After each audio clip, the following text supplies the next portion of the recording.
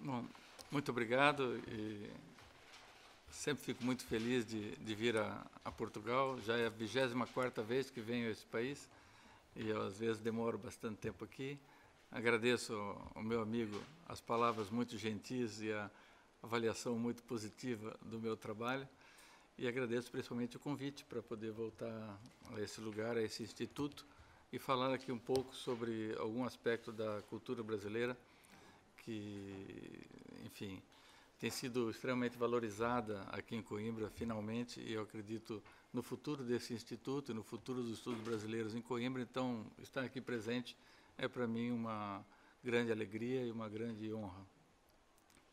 O que eu vou fazer hoje é fazer uma apresentação bastante simples de algumas questões relacionadas à poesia concreta no Brasil, mas não vou falar propriamente da teoria da poesia concreta ou dos seus produtos poéticos, embora eu tenha planejado essa exposição para duas partes.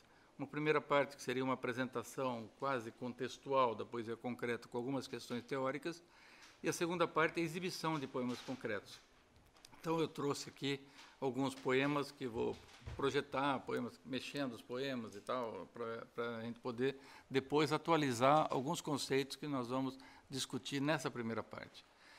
E o que eu queria falar, dizer uma coisa bastante simples, que é tentar entender uma questão fundamental, que é por que a poesia concreta teve, em determinado momento no Brasil, um apelo tão forte e qual foi o desafio que ela lançou à cultura brasileira no começo dos anos de 1950, que a tornaram uma espécie de centro, de polo, em volta do qual giraram as grandes questões da poesia brasileira. Não que a poesia concreta tenha tido uma grande, digamos assim, presença enquanto poesia, enquanto produto poético.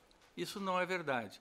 Quando eu comecei a me interessar pela poesia concreta, na faculdade, eu fazia faculdade, numa boa faculdade, onde inclusive tinha ensinado o Casais Monteiro, até assisti algumas conferências dele. Naquela boa faculdade em que eu frequentava, ninguém sabia o que era poesia concreta. Sabia que havia poesia concreta, havia vários artigos em jornal, um grande debate sobre a poesia concreta, mas não havia poemas para as pessoas poderem aferir o que é que se propunha dentro daquele movimento da poesia concreta. Os poemas apareciam envoltos em textos programáticos ou apareciam em antologias dificilmente encontráveis, e só na década de 1970, no fim da década de 70, é que houve publicação de livros de poesia concreta. Então, nesse momento, antes de começar a falar provavelmente do tema da palestra, nesse momento, no fim dos anos 70, que foi quando eu comecei a me interessar pela poesia concreta, houve uma espécie de mudança de perspectiva sobre a poesia concreta, porque não se falava mais de poesia concreta só como um movimento teórico, mas também se começou a falar de poesia concreta como um movimento que produzia poemas, e a gente começou a discutir os poemas. As questões que eu vou apresentar hoje são questões relacionadas com a técnica, o ambiente cultural brasileiro e a formação do público de poesia nos anos 50. Então, é uma coisa muito específica e depois nós podemos abrir para um debate se houver questões mais amplas. Então, o que eu vou apresentar para vocês é, primeiro, um panorama de qual era o momento em que surgiu a poesia concreta, o que acontecia no Brasil, qual era a representação que os principais intelectuais brasileiros tinham do que havia no Brasil em meados da década de 1950. Esse texto, esse trecho que eu coloquei, não vou ler extensamente, mas vocês podem ler enquanto eu falo, é um texto do Aderbal Jurema, que era um intelectual de bastante destaque na época, e fazia uma crítica bastante feroz ao tipo de poesia que se produzia no âmbito daquilo que se chamava no Brasil de geração de 1945, que eram poemas de caráter mais classicizantes, poemas mais, digamos, que aproveitavam as formas fixas, que muitos entenderam como uma negação do modernismo, mas a questão que interessa não é essa. Mas a questão é que, como se diz ali, vem observando, ele diz, dos representantes da novíssima geração uma tendência para uma gratuidade temática que me assombra. A cobrança dele vai ser dupla. Primeiro, que os temas sejam adequados ao mundo moderno. E a segunda coisa é que a forma seja também adequada ao mundo moderno. Nesse primeiro texto do Aderbal Jurema, como em outros que nós vamos ver, a grande questão que aparece é qual é a forma e qual é o tema, quais são os temas e quais são as formas de poesia adequadas ao novo tempo. Porque no Brasil, nessa época, nós estamos vivenciando, de fato, um novo tempo. Logo depois nós vamos ver o Juscelino Kubitschek sendo presidente da República, construção de Brasília, etc. E, antes de falar um pouco disso, eu gostaria de fazer uma observação que, para nós, é evidente, mas talvez aqui não seja tão evidente. É que as instituições culturais no Brasil tiveram uma implantação tardia. A Universidade de São Paulo, é a primeira universidade nossa, é de 1934. É muito tardia a instalação da universidade no Brasil. E os grandes museus, como nós vamos ver, os grandes museus de arte, as grandes editoras, o grande movimento, digamos, de preservação e difusão da cultura, data de por volta de 1940. Então, a cultura no Brasil sofre um boom a partir dos anos 40, e nos anos 50, quando essas questões estão sendo colocadas, nós estamos tendo que dar uma resposta àquilo que se sentia como um novo tempo, uma nova fase na história da cultura brasileira.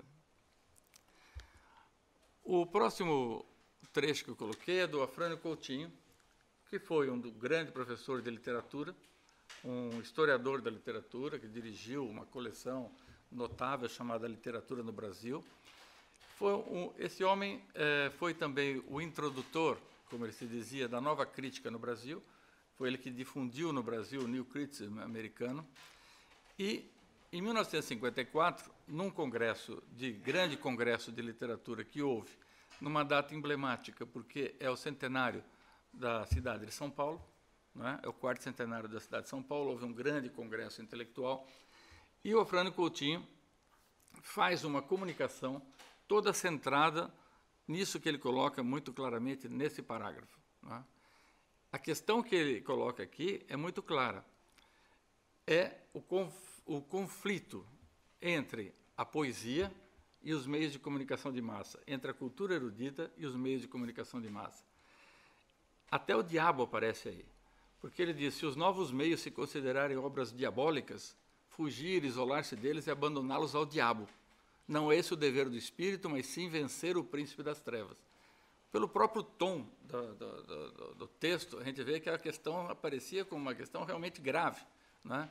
Que, de repente, nessa literatura, na literatura desse tempo, o poeta se refugiava em formas mais altas, mais, digamos, elitistas, enquanto que o que dominava a cultura do momento eram os meios de comunicação de massa. É o momento que nós temos no Brasil a fotonovela, a radionovela, né, os antepassados da nossa telenovela, e logo depois virá a televisão e as grandes revistas ilustradas, e nesse momento o que diz o Afrânio Coutinho é que o espírito deveria combater essas digamos, influências nocivas sobre a cultura.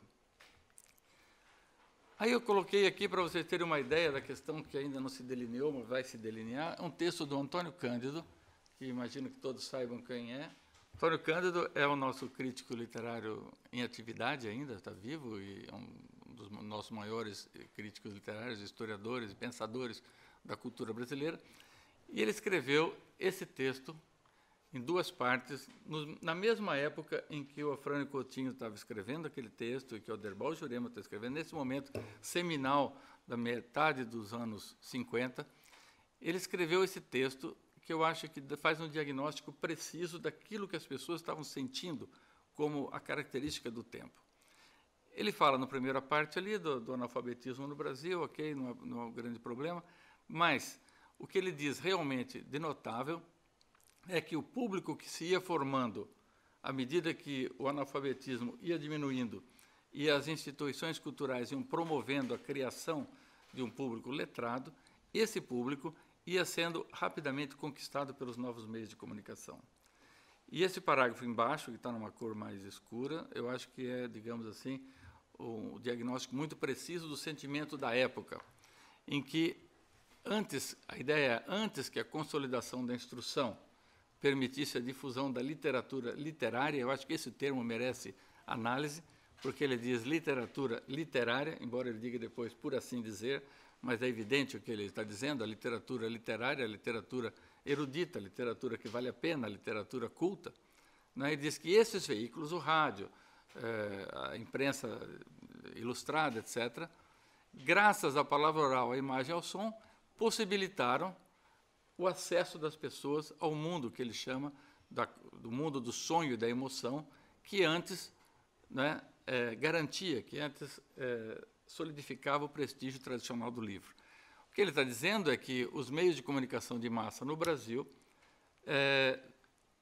surgindo simultaneamente à consolidação de uma cultura literária, entraram em concorrência, em uma concorrência vantajosa, e que levaram para si, não é, aquele público que ia se formando naquele momento, não é, depois da fase nossa de obscuridade, como ele diz, do analfabetismo gritante, etc.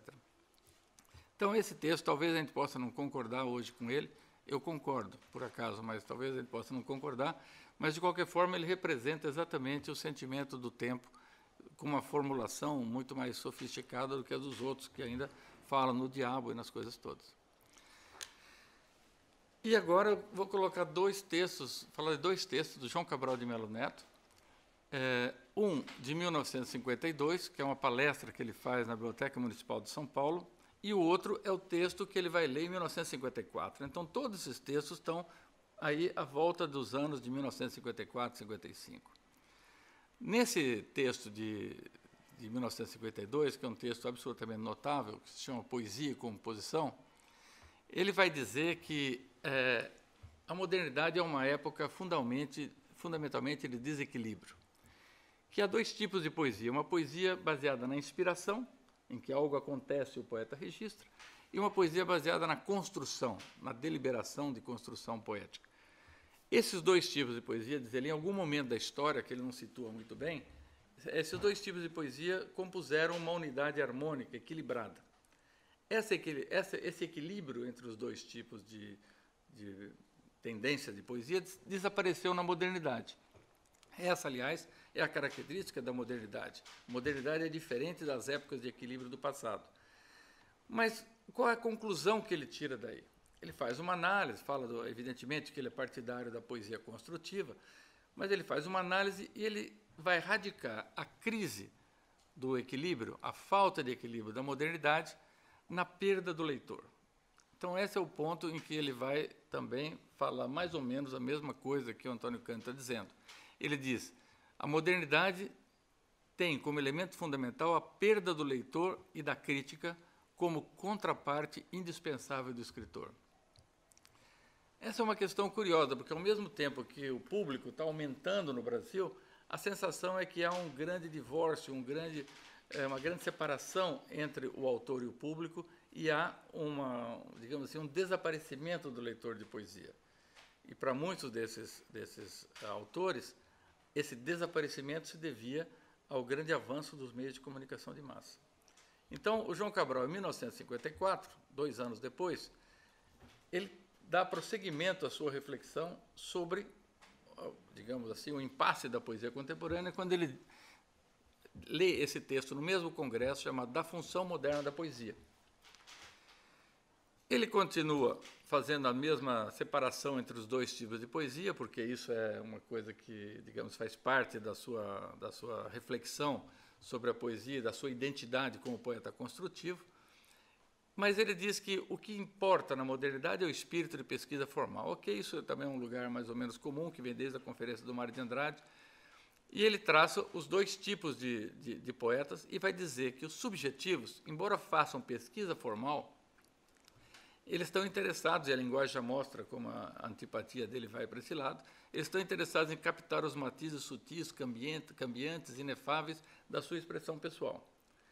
Então, esses provavelmente não vão interessar, como nós vamos ver no próximo slide, ao leitor moderno, porque eles estão fazendo uma literatura mais própria de outros tempos, embora façam pesquisas formais.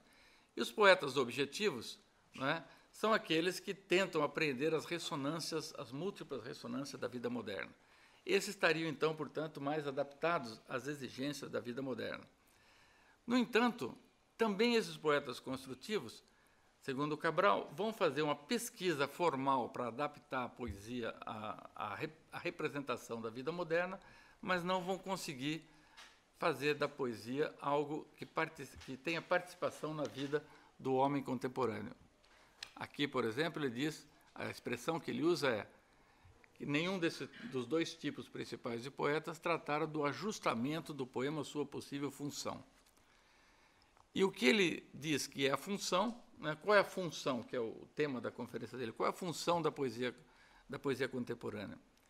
E ele diz que a poesia contemporânea não tem, por enquanto, função na vida do homem moderno. Então, ali vocês podem ver as palavras que ele mesmo utilizou, dizendo que a poesia não tem, digamos, lugar na vida contemporânea porque ela é anacrônica, os invólucros, a forma poética, normalmente é anacrônica, e ele usa uma palavra pesada e, em geral, imprestáveis nas novas condições se impuseram, e diz que a leitura da poesia, tal como ela era concebida até esse momento, exige um ritmo de vida muito incompatível com a vida moderna, agitada, etc.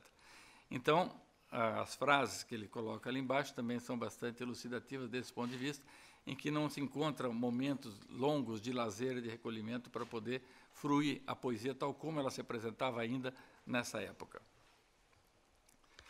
Então, a tarefa urgente que ele buscava, que ele achava que era imperiosa nesse congresso de 1954, para que a poesia pudesse se manter viva na modernidade, era encontrar uma função na vida do leitor. E ele propunha que essa função fosse encontrada por dois caminhos bastante diferentes, que ele usou, entretanto, os dois. A adaptação aos novos meios de comunicação, o rádio, o cinema e a televisão. Ele dizia que a poesia devia se adaptar aos novos meios de comunicação se quisesse encontrar um lugar no mundo contemporâneo. E a segunda parte, que parece contraditória, que é pelo retorno a formas que pudessem aumentar a comunicação com o leitor. Nisso ele está falando das formas populares, ele está falando do poema de cordel, ele está falando, inclusive, do soneto, do poema de forma fixa, dos poemas metrificados, que ainda, digamos, conseguem uma comunicação eficaz com o leitor, ao invés do poema que cria a sua própria forma e que esmerilha ali uma forma que fica sendo difícil e impenetrável ao leitor. E a conclamação final do texto dele, ele usa uma palavra que eu acho que dá conta exatamente da sensação dominante nos anos 50. Ele diz que existe um abismo entre o poeta e o seu leitor. Então, essa percepção do abismo, eu acho que vai nortear, digamos, a discussão de poesia em meados dos anos 50, e é essa questão, como superar o abismo entre o poeta e o leitor, é essa questão que vai estar na ordem do dia da poesia concreta. E a primeira proposta da poesia concreta vai justamente na direção de encontrar estratégias para superar esse abismo, para eliminar esses abismos.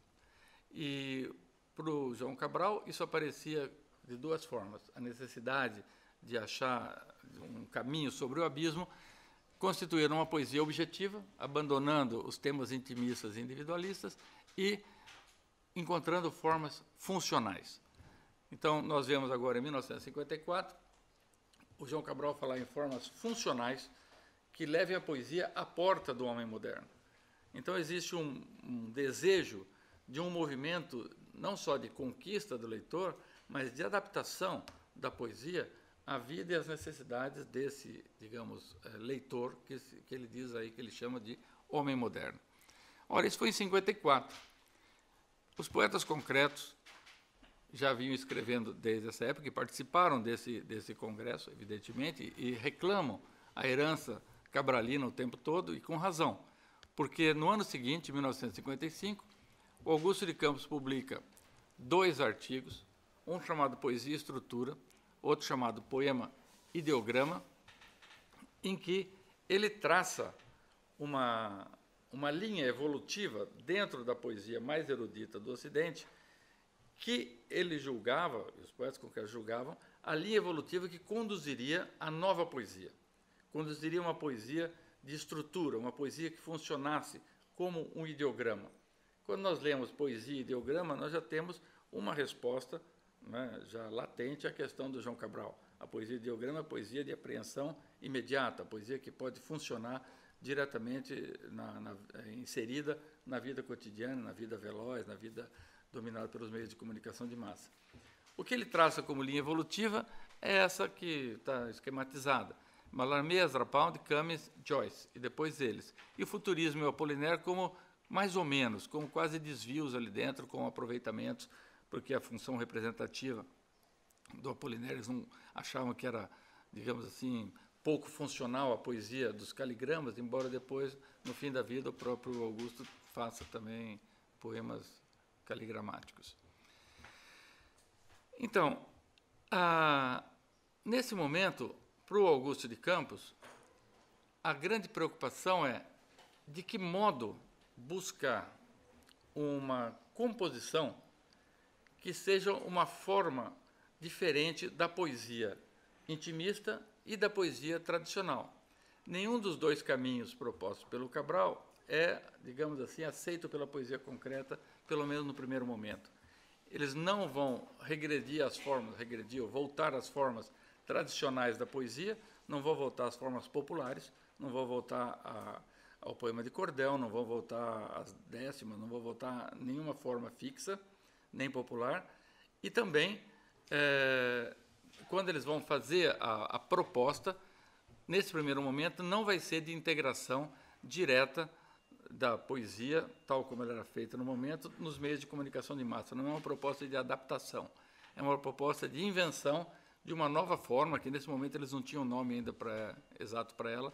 Ele diz aí organoforma, estrutura, mas a ideia básica é de criar uma forma que seja imediatamente apreensível, mas que ela não seja, digamos, vinculada à cultura de massa, mas seja derivada de uma evolução muito precisa que eles vão traçar dentro da poesia ocidental, começando em Mallarmé e terminando ali.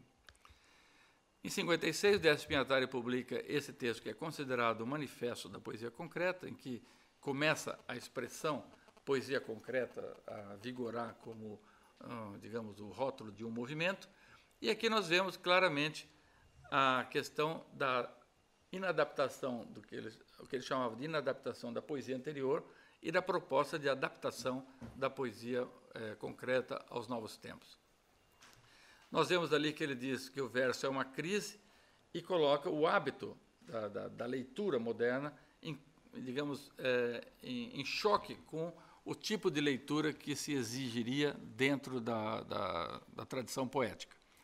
Eles deram uma interpretação bastante particular ao conceito de crise de verso do Mallarmé, porque o Mallarmé, quando falava de crise de verso, não se referia à crise do verso como forma de expressão, se referia a uma outra coisa que não vem ao caso de explicar aqui, mas ele coloca claramente que o verso é antieconômico e vai dizer que o objetivo da nova poesia é criar isso que ele chama de uma arte geral da linguagem.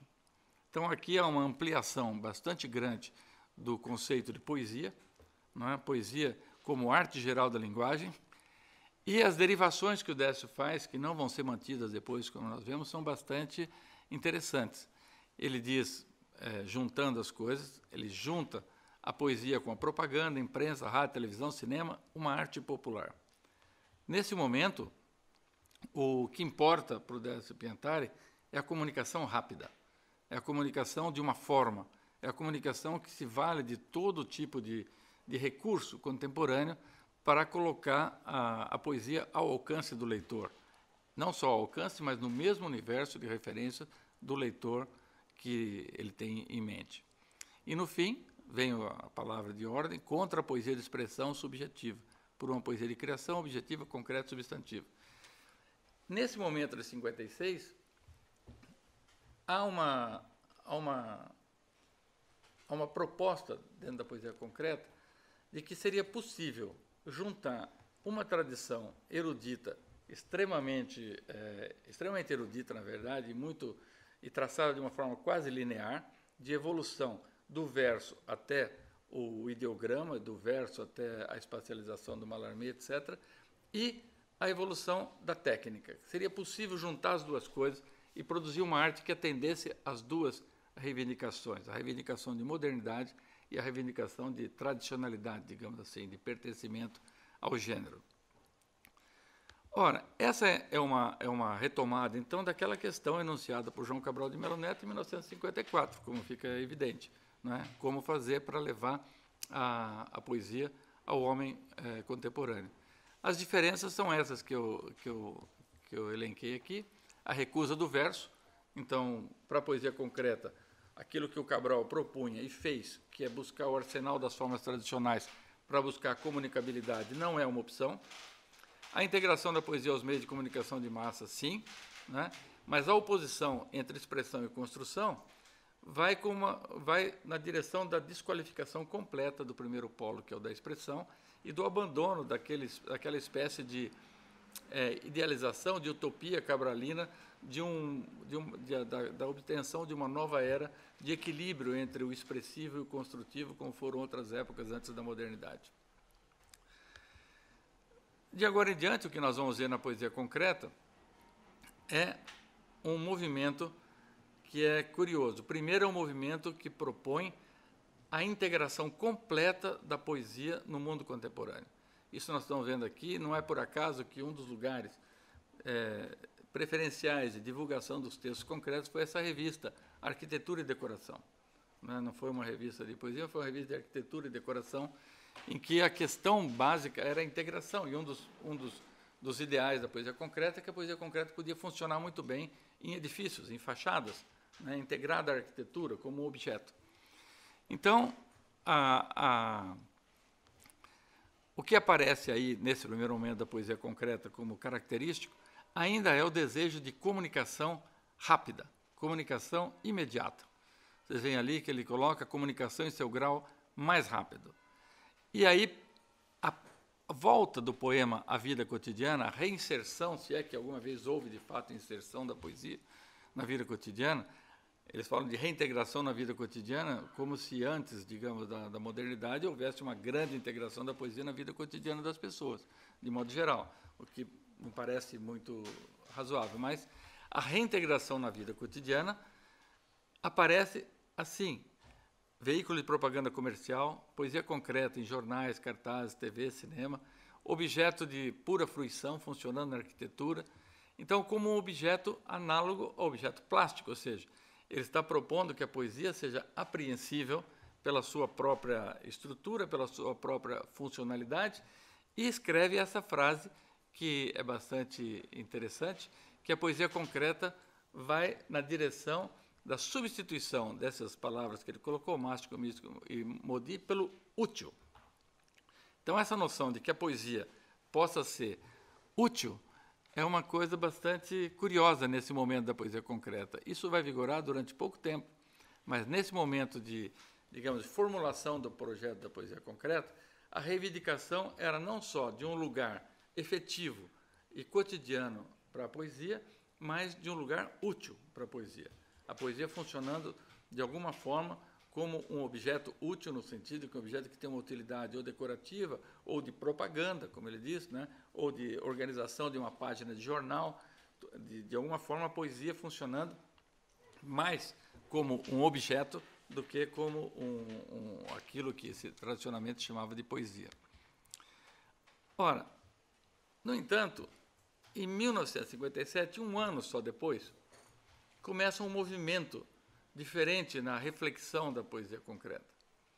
Porque aquilo que se pensava que se podia fazer na poesia concreta, que era a integração completa na arquitetura, etc., etc., começa a ganhar um peso que parece não interessar ou parece não se sustentar teoricamente, que é o peso decisivo a favor dos meios de comunicação de massa e das formas integrativas na propaganda, etc., em detrimento da tradição erudita. Ou seja, a questão que começa a aparecer nesse momento é a questão crucial para a poesia concreta. Porque a poesia concreta não se apresenta com o nome de objeto concreto, nem de arte concreta. Ela se apresenta com o nome de poesia concreta. Portanto, ela tem uma reivindicação de gênero, uma reivindicação de pertencimento a uma tradição. Então, como que um objeto decorativo, útil, um objeto que serve para propaganda industrial, etc., como esse objeto continua reivindicando o nome, a tradição e o prestígio da poesia. Essa é uma questão que começa a se impor nesse momento e há um recuo no sentido da integração completa da poesia concreta no cotidiano. Esse trecho do Haroldo de Campos, de 57, Poesia Concreta, Linguagem e Comunicação, que coloca ali no título as 3 coisas principais do debate da poesia concreta, quer dizer, a poesia concreta, a questão da linguagem contemporânea e a questão da comunicação com o leitor. Aí ele vai dizer, o poema concreto se vale de linguagem feita a comunicar o mais rápido, claro e eficazmente o mundo das coisas, para criar uma forma, um mundo paralelo. Bom, esse mundo paralelo ao mundo das coisas, que é o poema, já não é aquele objeto totalmente integrável à vida cotidiana. A poesia concreta, nesse momento, é como se recuasse para o papel tradicional da vanguarda, de criar formas, criar designs que depois vão ser, num futuro momento, aplicados. E isso é claro para o Augusto de Campos, no mesmo ano de 57, em que se dá essa primeira virada do projeto concretista, em que se assume que a poesia concreta possa estar divorciada do grande público, como de fato sempre esteve, né, e como continua. Né? Então ele diz que a poesia, mesmo quando circunstancialmente divorciada do grande público, como hoje, então isso em 57, né, possa intervir a posteriori. Então, a poesia concreta passa a ser algo, na tradição completa da vanguarda, algo que antecipa soluções que vão compensar o que ele chama de atrofiamento da linguagem comunicativa e vai dizer aquela coisa mais interessante que está entre parênteses. Nesse caso, a missão social da poesia estaria limitada a um plano mais alegórico do que factivo. Ou seja, a poesia agora, ele chama de moeda concreta da fala esse texto, para falar justamente da troca da moeda, da circulação, ele vai dizer que a poesia, nesse momento, o projeto da integração completa da poesia concreta ao mundo dos objetos parece já não ser o objetivo da articulação teórica, tanto do Augusto quanto do Haroldo, que vão falar agora da poesia concreta como uma prefiguração do futuro e algo que pode, no futuro, agir sobre a linguagem e sobre a própria poesia. Ou seja, ao invés da integração completa, uma assunção do lugar tradicional da vanguarda. E de 1957 em diante, essa vai ser a tônica. O poema concreto vai comunicar apenas a sua forma nova. Ou seja, o poema concreto vai comunicar o tempo todo a sua equação, não é, correspondente à linguagem do tempo futuro, que ainda não é o tempo em que ela está vigorando. A questão fundamental que eu acho que o tempo todo está subjacente à poesia concreta é essa mesmo. Como fazer coincidir a vanguarda erudita com a arte adequada ao mundo dos mass media? Como é que isso pode vigorar? Porque, como eu disse, os poetas concretos não ficaram em nenhum momento dispostos a abdicar da tradição erudita da poesia. Pelo contrário, eles trataram de criar as condições de leitura para uma poesia de tradição erudita. Como é que eles fizeram isso? De uma forma muito programática. A poesia concreta foi um movimento de extrema importância no Brasil, não só pela discussão da questão da poesia, mas pela formação de um repertório. Eles tinham uma revista, havia uma revista de criação poética, a Neugandres, e eles tinham uma página num jornal de grande circulação, em que todas as semanas se publicavam textos de poetas importantes para o seu paideuma, para o seu conjunto, para a sua constelação de autores chaves. Então, nessa página, na página Invenção, na página do jornal, no Jornal de São Paulo, durante muito tempo publicaram traduções e discussões sobre Cummings, sobre Pound, sobre todos os autores que eram importantes para a poesia concreta. E, ao mesmo tempo, como talvez você tenha ouvido falar, havia um jornal no Rio de Janeiro dirigido pelo Mário Faustino, o Jornal do Brasil, onde havia um suplemento literário, e nesse suplemento também se formava repertório para as pessoas que tinham interesse pela poesia de vanguarda no Brasil. Há um depoimento de uma professora universitária brasileira dizendo que naqueles anos as pessoas esperavam o Jornal do Brasil sair aos domingos para recortar as colunas em que vinham as traduções, para fazer com isso material para depois usar em classe, né? O que é uma coisa bastante interessante, porque é uma ação consequente de formar um público aparelhado para compreender as demandas tradicionais da poesia concreta, ao mesmo tempo que eles faziam nos seus textos, em jornais, em livros, faziam uma difusão de conceitos de tecnologia da informática, a temperatura informacional do texto, as coisas do Max Benz, toda essa coisa. Então, havia uma espécie de... como é que eu vou chamar isso?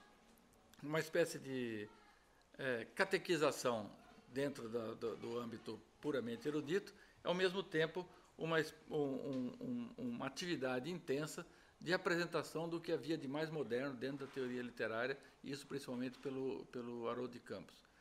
Então, a questão central, eu acho, é uma questão, ele disse uma questão alegórica no outro texto, eu acho que a gente poderia dizer que a questão da poesia concreta é regida por um como ser, como eu coloquei ali.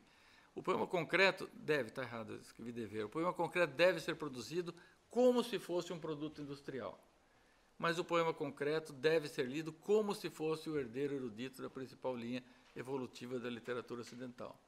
Isso não é fácil de fazer, evidentemente, porque você tem, ao mesmo tempo, que repercutir na forma aquilo que parece um produto industrial e, ao mesmo tempo, deixar ali presente todos os índices para que aquilo possa ser decodificado como objeto pertencente à tradição da poesia.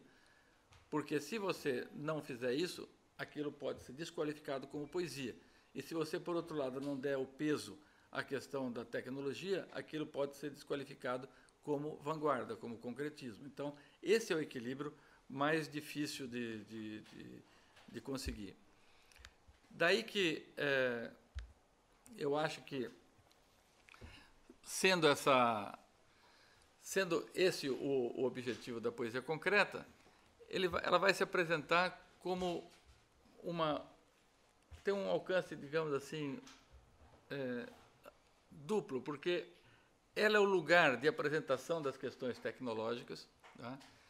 E ela é também o lugar de apresentação de uma utopia erudita, porque o que eles apresentam ali, no fim, é a necessidade de criação do leitor aparelhado a partir do conhecimento daqueles autores que contam na tradição ocidental para decifrar corretamente a poesia concreta. Nesse sentido, se a gente tivesse mais tempo, a gente podia conversar sobre a concepção de história literária, que aparece, por exemplo, no Haroldo de Campos, em que ele propõe uma história sincrônica, em que se selecione do passado só aquilo que ainda diz alguma coisa para o presente. E o efeito mais ou menos claro disso, a gente encontra nas revisões que eles fizeram de alguns autores da literatura brasileira, como o Sousa Andrade, como o Kilkerry, em que eles valorizam naqueles autores exatamente aquelas características que, para a poesia concreta, são as características mais atuais e mais condizentes com o tempo presente. Né? A visada é completamente teleológica, porque toda a história do Ocidente é avaliada em função do momento presente de elaboração da poesia concreta. Então, o filtro que passa, pelo qual passa o passado para ser selecionado, são as necessidades do tempo da elaboração do projeto da poesia concreta. Então, no Sousa Andrade não vão ver a imensa, como dizia o Bandeira, a imensa chatice da maior parte da obra dele, mas sim os elementos de composição do Inferno de Wall Street, os elementos que, segundo eles, antecipariam as preocupações e os procedimentos concretistas. Então, na verdade, chegando aqui ao ponto digamos, que eu acho que é o ponto crucial para eu tentar pensar um pouco a poesia concreta, é que existe a palavra técnica recobre duas zonas bastante distintas no debate da poesia concreta. Né? Existe uma coisa que eles chamam de técnica, que se revela como técnica de composição poética. Então, eles, durante todo o tempo, todo o debate sobre a poesia concreta, eles enfatizaram aquelas questões que são questões de técnica de composição propriamente literárias, que eu coloquei algumas ali, a espacialização, no Mallarmé, do Camus, os caligramas, a palavra valise, a paronomásia, até os metros tradicionais e as rimas, que no fim acabaram sendo valorizados por alguns deles. Então, esse é uma utilização da palavra técnica que diz respeito à técnica do próprio objeto literário, a técnica da escrita, a técnica da composição, a técnica que não tem necessariamente uma relação direta com os meios de comunicação de massa. Porque quando eles analisam uma Mallarmé, eles dizem que sim, ali teve uma influência do jornal, etc. Mas quando eles falam do Simmias de Rhodes, por exemplo, não existe ali nenhuma adaptação da poesia figurativa à modernidade, o homem é o grego. Lá. E também o Carroll, eles não estão falando... O Joyce, eles podem até pensar em uma equivalência entre a técnica literária e a questão da técnica, digamos, do mundo contemporâneo, mas no Lewis Carroll, por exemplo, isso não aparece. E quando fala do aproveitamento dos métodos tradicionais, da rima, etc., eles não estão, da paronomásia, que virou uma espécie de obsessão a paronomásia. Aliás, a poesia contemporânea brasileira ainda não se livrou da paronomásia, ainda tem um problema. É muito difícil encontrar poetas que não acham que, atualmente ainda, que não acham que a paronomásia vale muito a pena por si só. Então, esse tipo que é o procedimento dos mais banais, fazer paronomásia. Mas ainda parece como... Porque a teorização sobre a paronomásia era muito mais interessante do que o próprio efeito da paronomásia. Então, esses, digamos, procedimentos poéticos são a técnica propriamente poética. E depois existe a técnica dos mass media. Então, há dois tipos de técnica. Quando eles falam de técnica, há dois tipos de técnica. A visualidade do jornal, o cartaz, o neon. O neon, que era um dos sonhos do Augusto de Campos, quando compôs o Poeta Menos, escreveu mais luminosos, ou filme letras, quem os tiver. Ele sonhava em compor aqueles poemas do Poeta Menos em neon, que apagava um, acendia outro, apagava outro, acendia outro. Isso nunca foi feito. A letra 7, não sei se vocês sabem o que é a letra 7. A letra 7 é um conjunto de letras de decalque, que você vai tirando uma letra por letra, e que a poesia concreta deve muito à letra 7, com a tipologia da letra 7. A holografia, que todo mundo sabe o que é, a TV e o computador. Ora, então essa questão, digamos, a polêmica da poesia concreta, então, tem sempre essas duas faces, né? E essas duas faces orientaram a crítica também à poesia concreta. Então, o debate em torno da poesia concreta, embora nem sempre isso aparecesse de modo claro, se articulava em cima desses dois polos. A questão de legitimidade ou de direito. Quer dizer, por que um objeto que promove a junção do erudito e do industrial pode reivindicar o nome e a tradição da poesia? Nem sempre a denominação poesia para a poesia concreta foi reconhecida. Aquilo podia não ser poesia, aquilo era uma outra coisa. E a reivindicação básica dos promotores da poesia concreta era de que aquilo, sim, aquilo é poesia. Esse é um dos focos dos debates nos primeiros tempos da poesia concreta. Isso é poesia ou não é poesia? E por que é poesia? Não é poesia porque deriva de uma tradição erudita. Então é poesia. Não, mas deriva de uma tradição erudita, mas também está contaminada por outras coisas, então não é poesia. Então esse é um debate que existiu durante muito tempo, com a vitória do ponto de vista de que sim, é poesia. Eles tiveram sucesso na reivindicação do pertencimento ao gênero. E a outra questão, que é a questão da exclusividade, né? A reivindicação é que, basicamente, só é poesia contemporânea e válida aquela que opera essa superposição. Então, a poesia concreta sempre teve uma atividade muito combativa contra qualquer outro tipo de poesia, ou mesmo de vanguarda, que não fizesse a mesma sobreposição, a mesma junção, a mesma síntese entre as duas tradições técnicas, a tradição da técnica poética e o avanço da tecnologia. Por isso, toda a desqualificação de qualquer outra poesia que fosse escrita, por exemplo, em verso, ou que fosse poesia expressiva. E isso teve grandes consequências na literatura brasileira até o final do século XX, em que, por conta desse debate, né, parecia automaticamente que ou você era vanguardista ou você era retardatário, que não houvesse um intermédio na prática da poesia entre essas duas coisas. Você se alinhava a favor ou você se alinhava contra. Isso essa questão perpassou todos os debates do final do século XX, e é um pouco isso que eu trato nesse livro que o Oswaldo apresentou. E, então, a tecnologia... Tem tempo ainda, Oswaldo? A tecnologia e a sua incorporação, essa particular combinação do erudito com o tecnológico, passa a ser, digamos assim, o ponto central da poesia concreta. O lugar da poesia concreta é a exibição desse lugar, digamos, central. Isso é a mesma coisa, mas eu queria só chamar a atenção de que, a cada vez que nós vamos falando dessas questões da junção da técnica poética com a técnica tecnológica, nós vamos ter que pensar que existe aí uma diferença de espécie entre as duas técnicas, que eu acho que é o que vai interessar mais. Vou pular aqui, porque eu acho que eu estou falando muito. A questão central é que, quando eles falam da técnica poética e da técnica tecnológica, a questão se complica por uma coisa que eu estou chamando aqui de técnica tecnológica, que ela muda mais rapidamente do que a técnica tradicional da poesia. Digamos assim, desde o começo da formulação do ideário da poesia concreta, os seus referenciais eruditos permaneceram os mesmos. No entanto, os seus referenciais tecnológicos mudaram bastante. Além disso, a técnica tecnológica avança muito mais rapidamente do que isso que nós podíamos chamar de técnica literária, não é?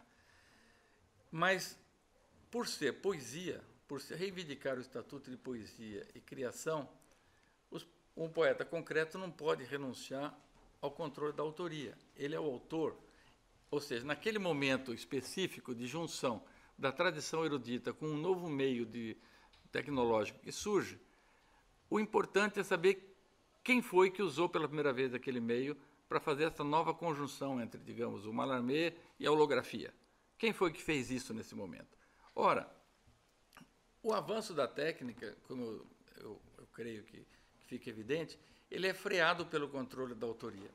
Os poetas concretos são ciosos, evidentemente, da autoria, e quando a gente vê a exposição dos poemas, como eu vou mostrar para vocês, às vezes o caráter, digamos, inovador daquela tecnologia deixa de ser, digamos assim, deixa de ser eficaz para ser meramente histórico. Ou seja, o que importa na exibição de um poema concreto dos anos 70 não é se ele continua eficaz ou não hoje, mas é ver que naquele preciso momento, com aquela técnica que havia, aquele autor fez aquele poema daquela forma. O que causa um problema bastante curioso, que as experiências, como de muitos dos poemas concretos, eles transitam muito rapidamente do universo da vanguarda para o universo do museu, no sentido de que aquele objeto que, num ano, aparece como uma realização totalmente vanguardista, inovadora, da junção de uma determinada técnica com uma determinada tecnologia, dali a 3, 4 anos, já não tem mais nenhum sentido, esse sentido do espetáculo da tecnologia desapareceu, e ele existe apenas como testemunho de um momento em que se fez uma experiência, e ele deixa de ser eficaz. Por exemplo, nós vou passar para vocês um poema que, quando começaram os computadores, o Augusto de Campos tinha um poema chamado Cidade, que eu acho que todo mundo conhece, e ele fez, naqueles cartões perfurados, escreveu o poema naqueles cartões perfurados. E dentro da caixa preta vêm os cartões perfurados, que hoje dificilmente vai se encontrar uma máquina para fazer aquilo passar, e vem o negativo daqueles cartões perfurados, que representam, dá uma ideia da cidade, negra, escura, com as luzinhas acesas, né? Então, isso, digamos assim, hoje, quando se pega aqueles cartões perfurados e aquele negativo e se olha aquilo, isso não tem nenhuma eficácia do ponto de vista da exibição da atualidade técnica da poesia concreta e da tradição erudita da poesia concreta. Tem apenas um testemunho de que, naquele momento, aquilo foi feito, né? Então, tem um caráter, digamos assim,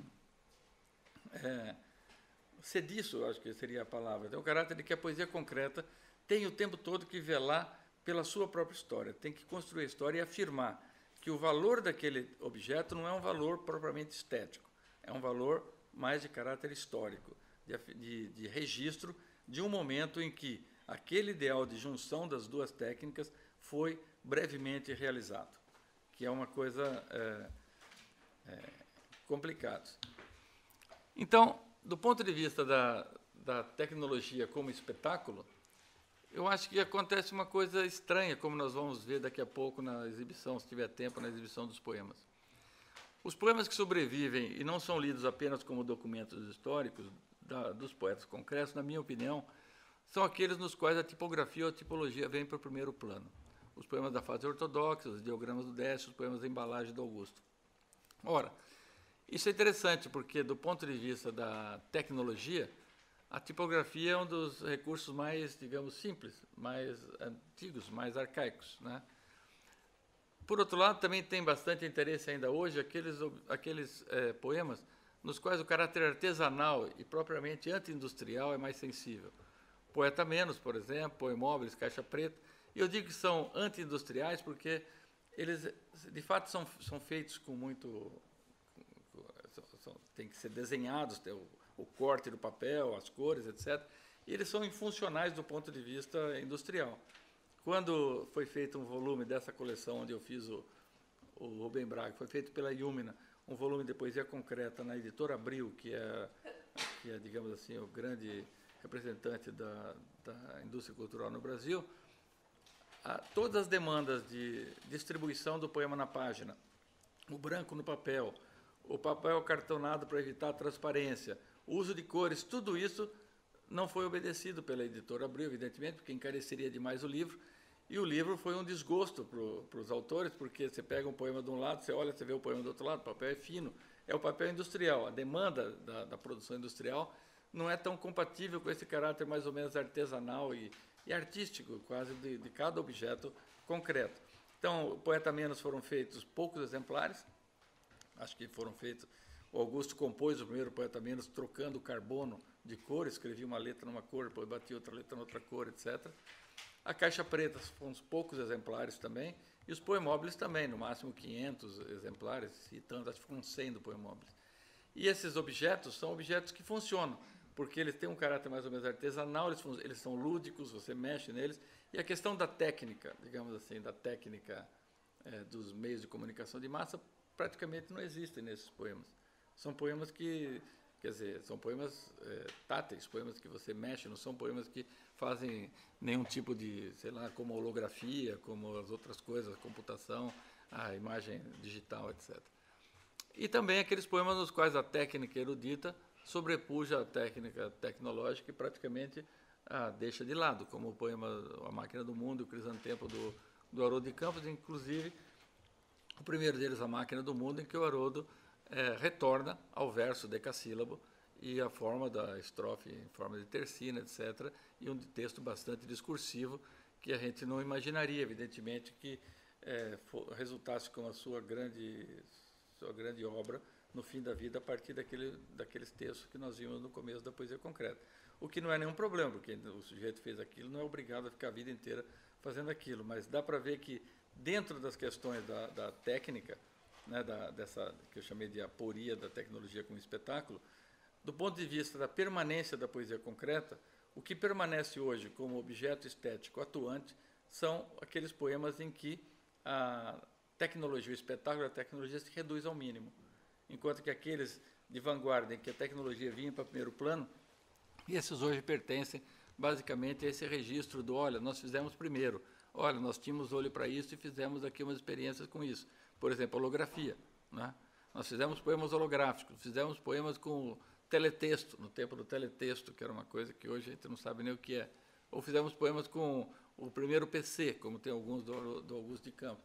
E é engraçado que esses poemas, como eles são ainda exibidos como documentos de época, documentos de criação, eles são extremamente esquisitos hoje, porque muitos deles parecem coisas de criança, porque a evolução da computação, por exemplo, foi tão violenta, da computação gráfica tão violenta, que quando você coloca um poema daquele, o primeiro impacto que dá não é um impacto de forma nenhuma estético, você só consegue ter interesse real por aquilo para pensar, bom, naquele tempo era assim que se fazia.